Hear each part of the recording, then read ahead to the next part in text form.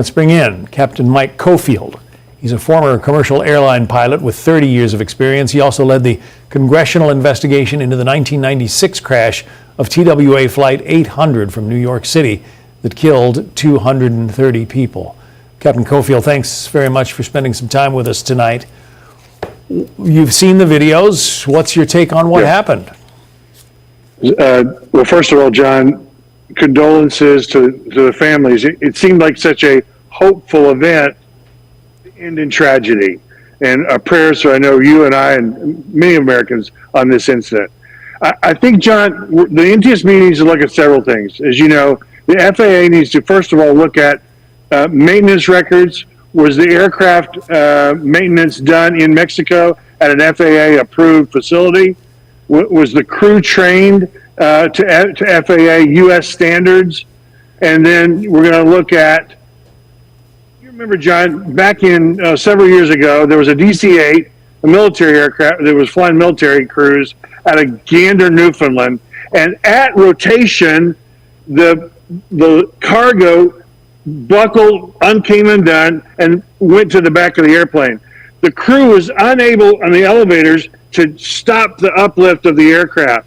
It seems like last night there could have been a movement of that I hope they'll look at, a movement maybe of the equipment in the aircraft that would have moved back, rotated, and they could not overcompensate, stalled the aircraft, and immediately fell. I hope the NTSB looks at that right at the top. And for viewers who aren't familiar with airplane terminology, a stall isn't necessarily an engine stall, it's a wing stall where the airflow over the wing gets at such an angle that the wing no longer provides lift.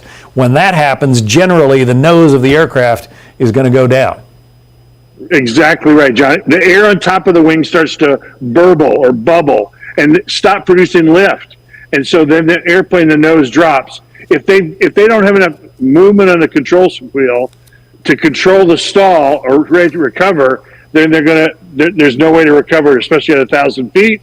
And then you go back to spatial disorientation, as you and I both know is a terrible event that occurs when the crews lose concept of what's up and what's down. And as you go into the clouds, that can happen.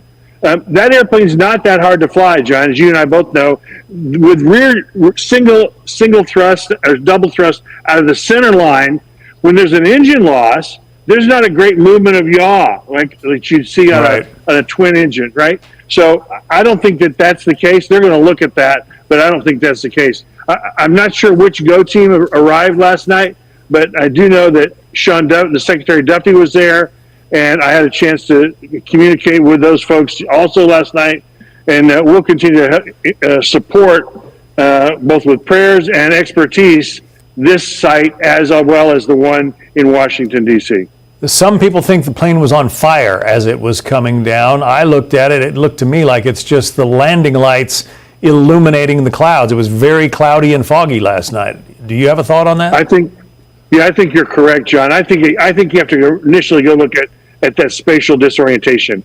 Now, you and I both know that we practiced that for years, every 6 months in the simulator. You close your eyes, or you lower your head, and then you come up and say, where's the horizon? Yeah. How do I recover from this? It's a frightening thing when you experience it, even in a simulator. Former commercial airline pilot, Captain Mike Cofield. Mike, thanks very much. John, good to see you.